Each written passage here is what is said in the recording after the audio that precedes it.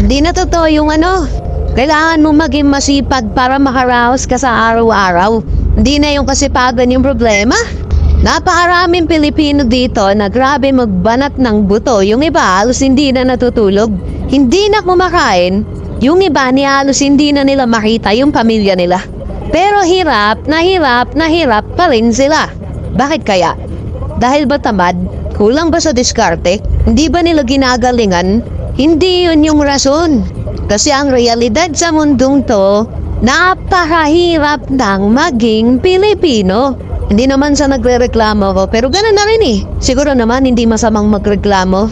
Siguro naman hindi masamang dumaing ang bawat mamamayang Pilipino. It's just my public opinion as an ordinary Filipino countryman. Tapos sumasabay pa yung mga kakaibang balita na hindi mo alam kung saan parallel universe nila nauwa. Hindi mo alam kung saan planeta nila nauwa. Kailangan mo lang daw ng 90 pesos sa isang araw para mabuhay ka sa pagkain. Kailangan mo lang ng 13,000 pesos o kulang-kulang 14,000 pesos a month para makasurvive sa pagkain yung isang pamilya na binubuo ng 5 miyembro. Saan nyo nakuha yon? Ang kate! Hindi men, sa totoo lang, paano nangyari yun? Bigas pa lang magkano isang kilo? 60 pesos isang kilo.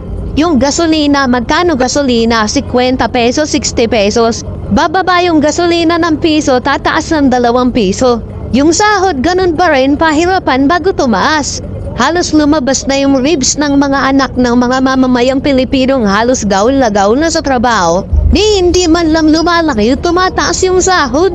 Sorry tumaas na yung sahod. Pero tumaas din yung bilihin. Wala rin, ganun din. Tapos hindi ko alam kung bakit ganun na meron pa rin provincial rate.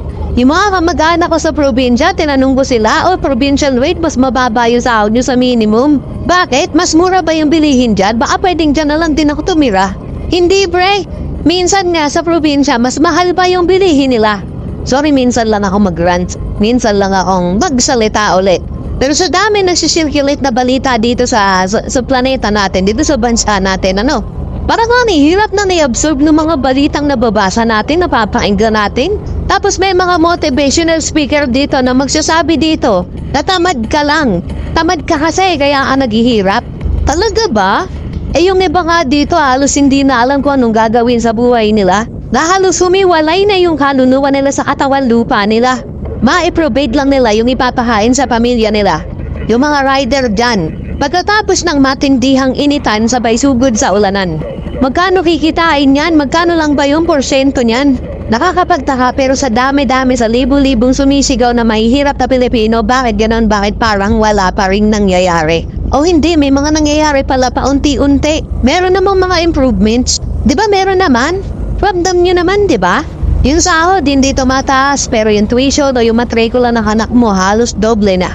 Congrats, yung dating pera mong nakakabili ng 10 kilong bigas na yon 5 kilo na. Sorry pero ang hirap. Palagay natin kami nakakaraos kahit papano.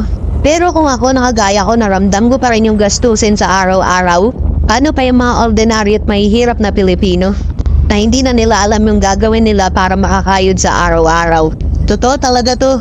Yung mga mahihirap lalo naghihirap.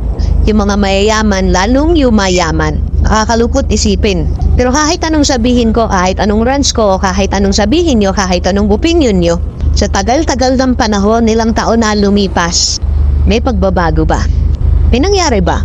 O teka lang, baka iniisip nyo, ang puputukan nyo na naman kagad dito yung presidente natin. Tandaan nyo, marami mga tao na kumikilos dito na dapat inaasikaso nila yung pamumuhay natin pero wala silang ginagawang matino. Tapos minsan nakakalungkot pa tapos isisigi natin yung presidente. Pero si president ginagawa niya naman yung best niya. Para sa atin, kung hihimayin nyo mabuti. Sadyang meron lang sa baba ng presidente na yan o sa kung sino mang mga tao na nasa taas natin na hindi natin alam kung ano ba pinag-iisipan ba nila yung mga sinasabi nila, yung mga data na nakakalat nila, saan ba nila nauuwa para masabi nila na hindi mo kailangan gumastos ng malaki para mabuhay, para makasurvive. Agaya na itong NEDA na kailangan 21 pesos lang per meal lang isang tao. Nung nakaraan pa ako nag-content about dito hanggang ngayon hindi ko pa rin alam kung paano pagkakasahin yung 21 pesos na yun. Oo, makakakain ka, makakabili ka ng pagkain pero sapat ba yung nutrisyon na makukuha mo? Ano mabibili mo sa 21 pesos? Sige nga, chichirya ulam mo. Nagulam din naman ako ng bangus na lecheriya nun. Pero parang hindi naman ako tumaba dun. Pero nagets niyo yung sinasabi ko?